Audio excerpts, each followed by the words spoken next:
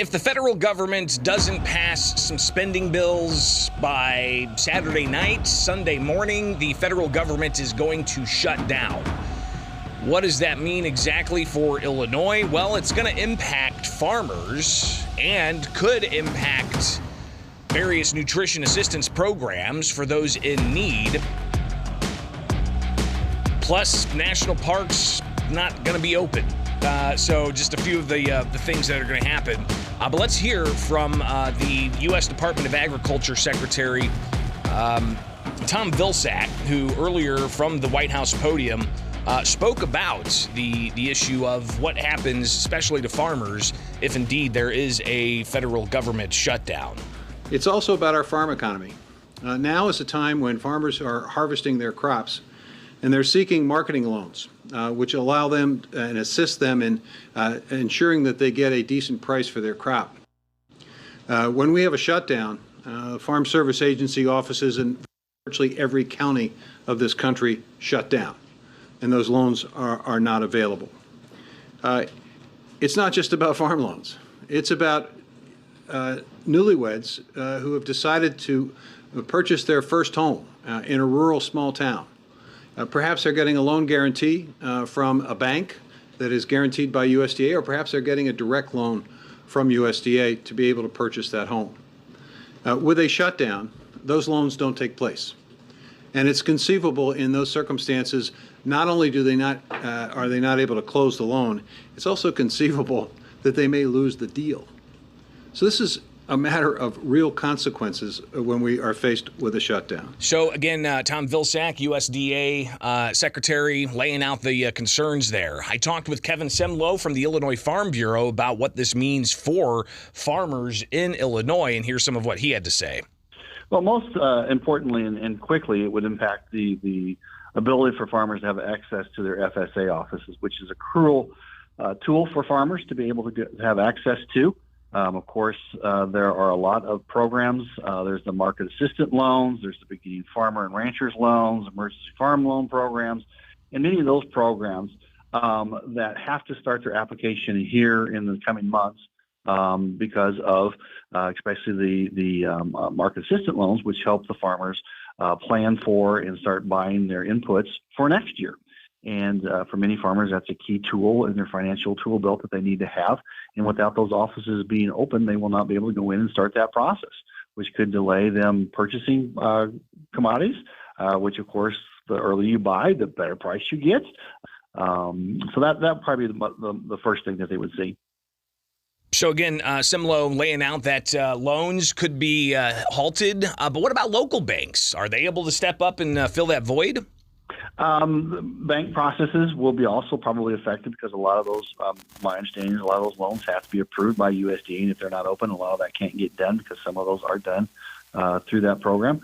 Those are, but sometimes those are much higher interest rates to go through a private lending institution. You also have to get your credit checks and all those types of things where the FSA office does that when you bring in your reports and they've got your history. And so it's just going to push everything and make everything just a much bigger delay. So obviously, even local banks might not be able to assist completely if the federal government's not there to, well, essentially facilitate those things. More concerns, back and forth, a lot of chaos. Most inspections are done by, our spot inspections done by the US EPA, but in Illinois, we also have the ability under the Environmental Protection Act here in the state that the Illinois Department of EPA, Environmental Protection Agency, still has those abilities and those powers. So I don't see any huge impact or potential pitfalls there because the state will just pick up and be able to do those if there's any complaints or any problems out there, which we don't see many anymore. I think with the passage of the Livestock Management Facilities Act and other issues in the pesticide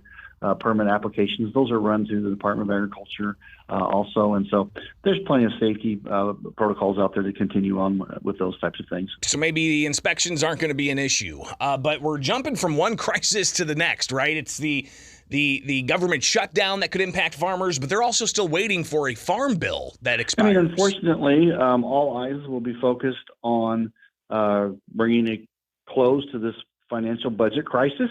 On the Hill in Washington, that's going to be their focus in both the House and the Senate. And so I think a lot of other things are just going to be put on the back burner, unfortunately, because as we know, Congress needs to focus on their biggest crisis in front of them, which is this.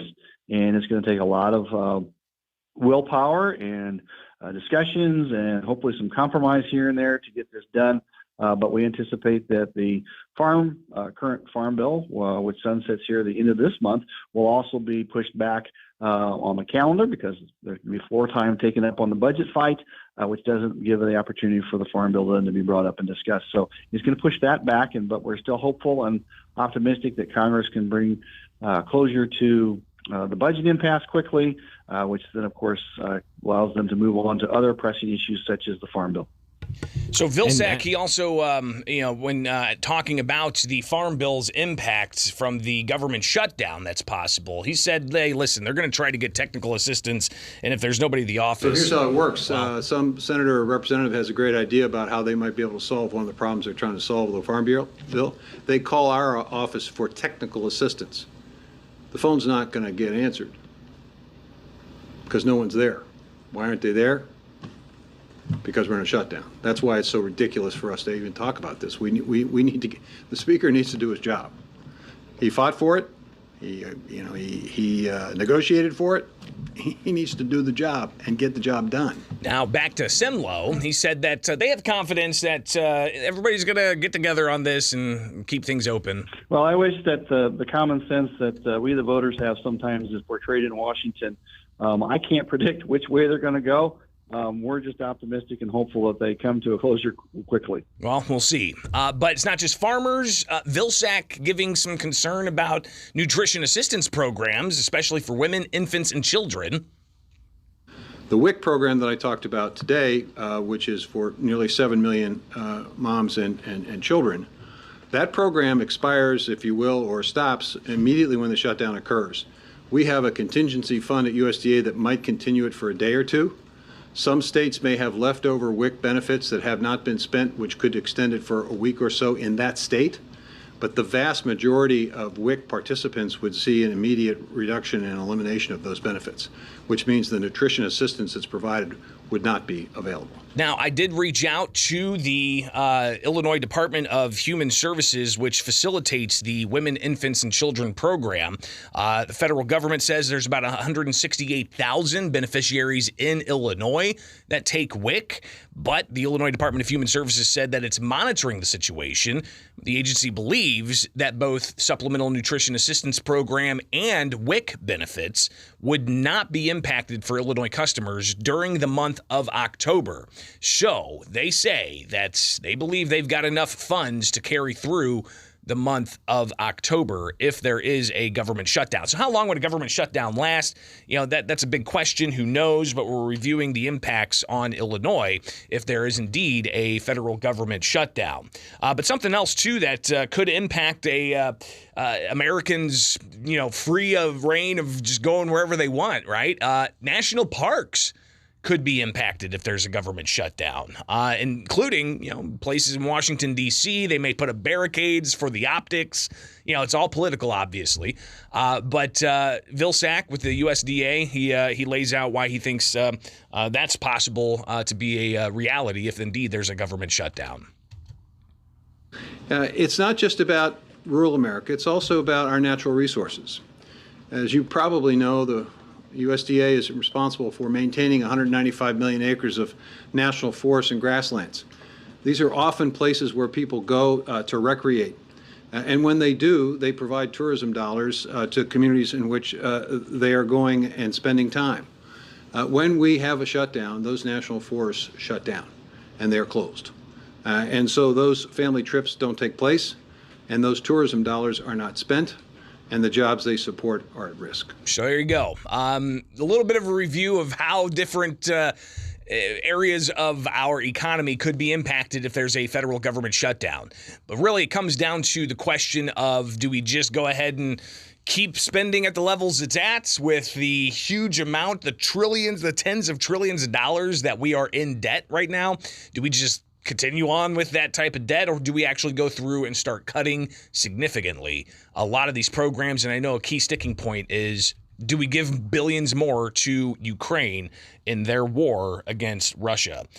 So obviously we'll be watching to see what happens today, but that deadline comes Saturday evening with a possible federal government shutdown Sunday. How is it going to impact Illinois? Again, farmers might not be able to get access to loans right away. And if the shutdown goes beyond October, then, you've got the possibility of supplemental nutrition assistance and WIC funds drying up. So we'll see what happens there. All right, it is Springfield's Morning News. I'm Greg Bishop on WMA.